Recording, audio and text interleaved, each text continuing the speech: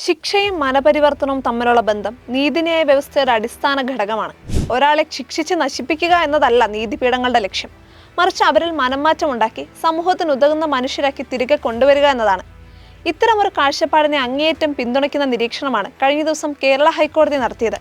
പഴയ ക്രിമിനൽ കേസുകളുടെ പേരിൽ പാലക്കാട് സ്വദേശി കെ ജിജിന് പോലീസിൽ ഡ്രൈവർ നിയമനം നിഷേധിച്ച സർക്കാർ ഉത്തരവും അത് ശരിവെച്ച ട്രിബ്യൂണൽ ഉത്തരവും റദ്ദാക്കിയ വിധിയായിരുന്നു ജസ്റ്റിസുമാരായ A Muhammad Mushtaq, Johnson John എന്നിവരുൾപ്പെട്ട ഡിവിഷൻ ബെഞ്ചിന്റെ ശ്രദ്ധേയമായ വാക്കുകൾ. ക്രിമിനൽ കേസിലെ പ്രതികൾക്ക് പരിവർത്തനപ്പെടാൻ അവസരം അനുവദിക്കേണ്ടതാണെന്ന് കോടതി വിലയിരുത്തി. സാമൂഹികവും സാമ്പത്തികവുമായ പിന്നാക്കാവസ്ഥ ഒരാളുടെ സ്വഭാവ രൂപീകരണത്തെ സ്വാധീനിക്കുമെന്നും കോടതി പറഞ്ഞു. താരതമ്യേന ഗുരുതരമല്ലാത്ത 6 കേസുകളിൽ ഉൾപ്പെട്ട ജിജിൻ ഒരു കേസിൽ പിഴയടയ്ക്കുകയും മറ്റൊന്നിൽ 1 ദിവസം തടവ് അനുഭവിക്കുകയും ചെയ്തിരുന്നു.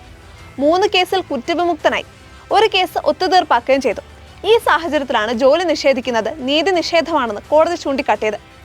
ഒരു നല്ല ജയിൽ എന്നത് മനുഷ്യരുടെ അന്തസ്സിനെ മാനിക്കുന്നതും അവരെ ഭാവി ജീവിതത്തിനായി ഒരുക്കുന്നതുമായിരിക്കണം എന്ന് പറഞ്ഞ ഫ്രാൻസിസ് മാർപ്പാപ്പ ശിക്ഷാകാലത്തും വ്യക്തിയുടെ അന്തസ്സ് കാത്തു സൂക്ഷിക്കേണ്ടതിന്റെ പ്രാധാന്യവും പുനരധിവാസത്തെക്കുറിച്ചുള്ള ഉന്നത ചിന്തയുമാണ് പങ്കുവയ്ക്കുന്നത്. സ്വാതന്ത്ര്യം നഷ്ടപ്പെടുന്നതിലാണ് ശിക്ഷ, അല്ലാതെ മനുഷ്യത്വം നഷ്ടപ്പെടുന്നതിലല്ല എന്ന തത്വവും ഇതിനോട് ചേർത്ത് വയ്ക്കാം. ജയിൽ എന്നാൽ ശിക്ഷാ നടപടികളുടെയും തിരുത്തൽ പ്രക്രിയയുടെയും വേദിയായിരിക്കണമെന്ന കാഴ്ചപ്പാട് ആധുനിക നീതിന്യായ വ്യവസ്ഥയുടെ അടിസ്ഥാന ശിലകളിൽ ഒന്നാണ്. ജയിലിൽ എല്ലാവരും തുല്യരായിരിക്കണം. പക്ഷേ ഇന്ത്യൻ തടവറകളുമായി ബന്ധപ്പെട്ട് ചിന്തിക്കുമ്പോൾ വലിയൊരു പക്ഷേ അന്തരീക്ഷത്തിൽ തൂങ്ങി നിൽപ്പുണ്ട്. മേൽപ്പറഞ്ഞതുപോലുള്ള ഉത്തമമായ അവസ്ഥയാണോ ഇന്ത്യൻ തടവറകളിലുള്ളത്? പ്രബുദ്ധരെന്ന ക്ലീശേ വാക്കിന് പോലും നാണക്കേടുണ്ടാക്കുന്ന പ്രബുദ്ധ കേരളത്തിലെ സ്ഥിതിയോ?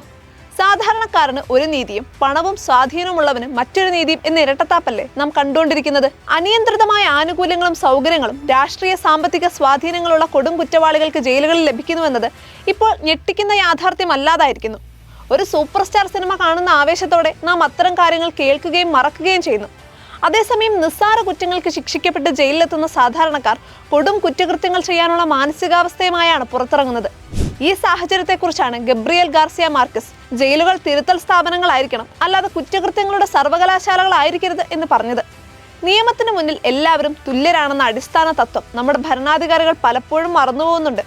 എല്ലാ അനീതിയും കണ്ടുവേണം നീതി നടപ്പാക്കാൻ എന്ന ചിന്തയോടെയാണ് നീതി ദേവതയുടെ കണ്ണിലെ കെട്ടഴിച്ചു കളഞ്ഞത്. എന്നാൽ നീതിയുടെ തുലാസിൽ സ്വന്തക്കാരുടെ തട്ട് താഴുന്നതോടെ നീതി ദേവതയുടെ കണ്ണുകൾ വീണ്ടും ആരോ മൂടിക്കെട്ടുന്ന അവസ്ഥയാകുന്നു. TP ചന്ദ്രശേഖരൻ വധക്കേസ് പ്രതികളുടെയും മറ്റനേകം കേസിലെ പ്രതികളുടെയും കാര്യത്തിൽ അത് കണ്ടതാണ്. ഏറ്റവും ഒടുവിൽ ഭാസ്കരക്കാരനവർ വധക്കേസിലെ പ്രതി ഷെറിനെ വിട്ടയക്കാനുള്ള വിവാദ തീരുമാനവും ചൂടുള്ള ചർച്ചയായി. സാധാരണക്കാരായ തടവുകാർക്ക് ലഭിക്കാത്ത ശിക്ഷാ ഇളവുകൾ പ്രബലർക്ക് അതിവേഗം ലഭിക്കുമ്പോൾ നിയമവാഴ്ചയിലുള്ള ജനങ്ങളുടെ വിശ്വാസം നഷ്ടപ്പെടും. ഒന്നും ശരിയാകില്ലെന്ന സാധാരണ മനുഷ്യരുടെ നിരാശ ജനാധിപത്യത്തിന്റെ മരണമണിയാണ്. നിയമവാഴ്ചയെ ദുർബലപ്പെടുത്തുന്ന ഒന്നും നടന്നുകൂടാ എന്നത് അഭിപ്രായ സ്വാതന്ത്ര്യം പോലെ ജനാധിപത്യത്തിന്റെ കാതലാണെന്നതും മറന്നുകൂടാ. ഭരണാധികാരികളും ഉദ്യോഗസ്ഥരും ക്രിമിനലുകളും ചേർന്നുള്ള അവിശുദ്ധ പരസ്പര സഹായ സംഘങ്ങൾ തുല്യനീതിയിലൂന്നിയ ഭരണഘടനയെയും നോക്കുകുത്തിയാക്കുകയാണ്. അനിയന്ത്രിതമായ നീതി നിഷേധവും അഴിമതിയും കണ്ട് പൊറുതിമുട്ടിയ ജനം പ്രതികരിച്ചു തുടങ്ങുന്നതോടെ അരാജകത്വത്തിലേക്ക് നീങ്ങിയ പല രാജ്യങ്ങളുടെയും ഉദാഹരണങ്ങളും നമ്മുടെ കൺമുന്നിലുണ്ട്. മനപരിവർത്തനത്തിനുള്ള അവസരം എല്ലാവർക്കും തുല്യമായിരിക്കണം.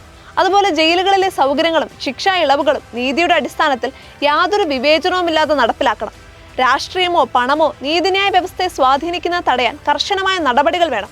എങ്കിൽ മാത്രമേ നിയമവാഴ്ചയുടെ വിശ്വാസ്യത നിലനിർത്താനും സമൂഹത്തിൽ യഥാർത്ഥ നീതി ഉറപ്പാക്കാനും സാധിക്കുകയുള്ളൂ.